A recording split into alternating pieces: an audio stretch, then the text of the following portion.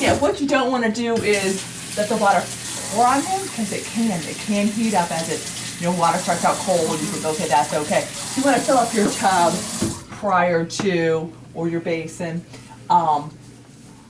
Babies aren't to be submerged until their cord falls off, which is in about 6 to 7 days, and it can be even up to 10. You want to just keep with some soapy water, or not water or soapy water. Now, the first couple baths, we just want you to use some water because it does dry their skin out. So he did have some soap when he was first born because they're all gooey and bloody and yeah. But now we're just going to use a little water and just go from, of course, start with their head and their eyes and around their ears, and you work your way down. So do I start at the top of his head? Start with his eyes first. Go from inner to outer. Babies have a little bit of sleep, and sometimes their tear ducts are blocked. I'm just gonna cover him up here. I'm sorry. I know, and they don't like it. They don't like it. Go behind his ears too. Yep, kind of help turn his head there, Dad. Yep. They kind of fuss. Normal. Yep. And look, it's all on film. So watch how you turn his head the other way. Yep. Kind of encourage him. Good job. Yep. Now, they do have gook that comes out of their ears because of delivery, so there may be some bloody kind of residual that you'll see. Just take a Q-tip and clean around the outer, as it literally you'll be cleaning stuff out of his ear for the next month. I was like, remember my daughter, I'm like, I just cleaned that, but it kind of works its way out. So a Q-tip, but don't go into the ear canal, but just kind of around. Yep, and good, under his chin, and kind of help him lift his chin. Yep, there you go. And then because it's winter and they'll be all bundled up in little sleepers, you want to check his hands and his toes every day for hair tourniquets or string tourniquets that can get wrapped tightly around their hands. So. And it's like dry skin's normal? Dry skin is very normal, yeah. We don't need to put anything on it? The pediatricians are very particular, so I always say on your first or second visit, they'll review all that stuff with you. Yes, go ahead and rinse it up and get a little warmer. Yes. Because some pediatricians want absolutely no lotion, some have recommendations. Who are you following up with? Dr. Keating. Keating, yeah. So he'll give you a list of do's and don'ts. Yep. Some don't care at all. Some say use adult lotions that are sensitive to skin. Stay away from the baby lotions that have lots of chemicals and smells to them. So that's why I just say ask your pediatrician on the first visit. We're going on Monday. Yep. Monday, okay, and you'll like Dr. Keating. Have you ever met him before? Yeah, I did. Okay, very nice. Very pro breastfeeding too. He's got like. All right, good job. Now, babies need a little bit of tummy time, but it's always supervised. So go ahead and roll him on his tummy. A bath is kind of a good time for that.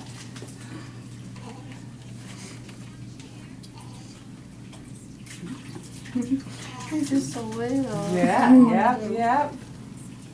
Just kinda, there you go. I know. And put him up on his knees. There you go. When his cord falls off, that's the nice time you can actually use your little thing that you got, your little sling, and yeah, that's perfect. And sometimes I like to bath, sometimes not. All right, and you can just take this towel and kind of dry them off. Good. Every day you want to take and you can either use our little brush that we provided, it should be in here, or you can have a little one that's from home. But you want to comb through his hair every day, kind of get that loose skin off and kind of help stimulate their hair growth. So every day, kind of have you turn him over. I'll get his other side there. If you miss any of these things and he's sleeping, don't worry about it. Don't go back and say, oh, I forgot to do that. You'll get it. You'll get it the next day. All right, he is. So everything in this drawer you get to take home. The only thing you don't get to take home is our stethoscope and the blankets. But any booties that we've given you, any hats, any bulb syringe, make sure you take his crib cover. Okay, diapers. All right, so go ahead and undo his diaper there. Now, if stool were to get on the circumcision, it's very important to get that off. So, and what they usually say is kind of make a wet washcloth wet and just kind of dribble over his penis with the wet washcloth, just kind of wipe it. Oh, there you go. So you can grab our. That's like less tarry than it's been. Yeah, good. So he's good. I'm gonna give you some of these. Yeah. Give you some of these to kind of make wet.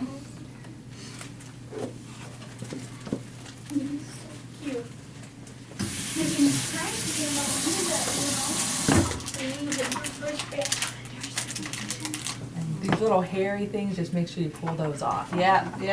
Those need to come off. You do it? Oh, I don't know. I haven't done it yet. Okay. So you're not gonna hurt him. No, you're not gonna hurt them.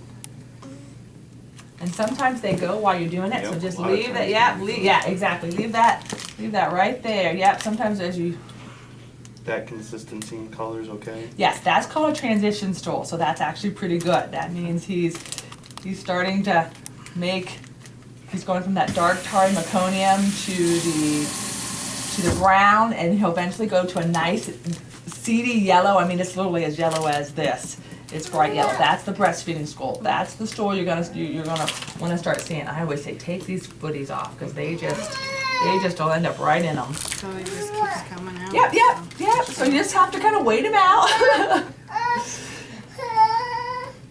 Do you want another kitten? Yeah, it's stuck on there. Yep. And then while you're waiting, he's probably gonna pee, so you wanna cover this up a little bit. Yep. You're going good. This is the perfect thing, because they always go while you're cleaning them off. So sometimes wiping them kind of helps stimulate them to go a little faster. So don't be afraid to wipe him while he's pooping.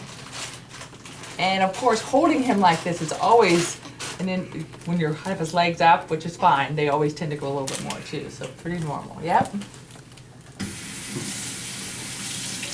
need to get better at utilizing our wives. I'm sorry. Well, I did the same thing. It's amazing how you learn in just a Yeah. short period of time. Yep. Yep.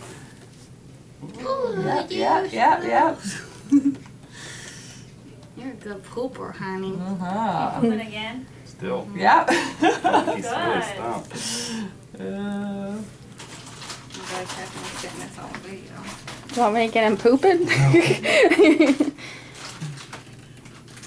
And it's always important to, even if he's screaming, after you've changed his diaper, Mom, make sure you go to and wash your hands 15 seconds, because that's going to get any bacteria, because his system at 24 hours old is now cultured with bacteria. So you want to make sure that you don't introduce mastitis. And even though he's screaming, take 15 seconds and wash your hands, because that'll prevent a huge ordeal. Mastitis is something you don't want to get. And mastitis is an infection of the breast tissue. And you're just being so calm for Mama. Thank you, honey. You are perfect. Yes, now they do scream too, so this is, Do we Does put not- a new diaper on since he looks like he's done pooping? yeah, let me just see if he's done. I'm gonna give a little wipe here.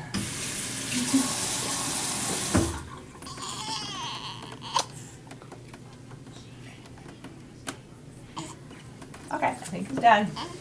So get a diaper all ready, so that you can just quickly put it, because they will poop and pee as you're like making the transition as well. So. Okay, so a little bit of A&D right there on his bottom. And like a lot. Yep. There you go. Like in like kind of around Yep, that hole? yep. Because that's going to protect his bottom from the poop and the urine. So prevents breakdown. Okay, so you have got 4 or 5 of these. So every time you change his diaper, you're going to put a nice little glob here. Now, when we run out of these, which you have just about 3 or 4, then you're just going to put a huge glob right on his penis, okay? You cannot get too much goop. You want lots of goop. Because what you want to do is not to make that nice and soft, that area. And then you want to point everything down. And yep, you want to, yep, and they don't like that.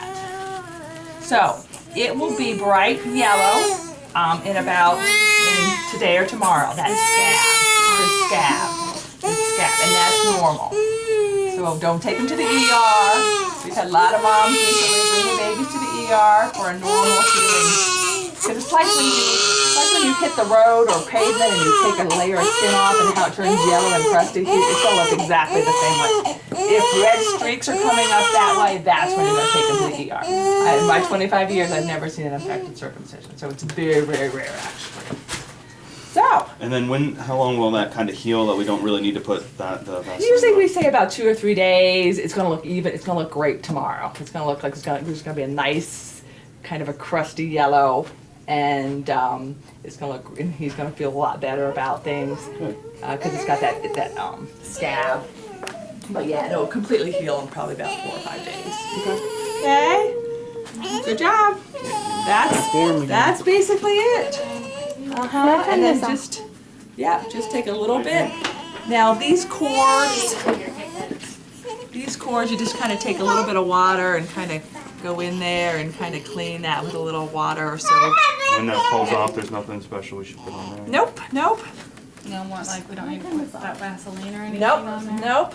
We'll save it. Unless Dr. Keating instructs you otherwise, which I don't think he does. I work with him.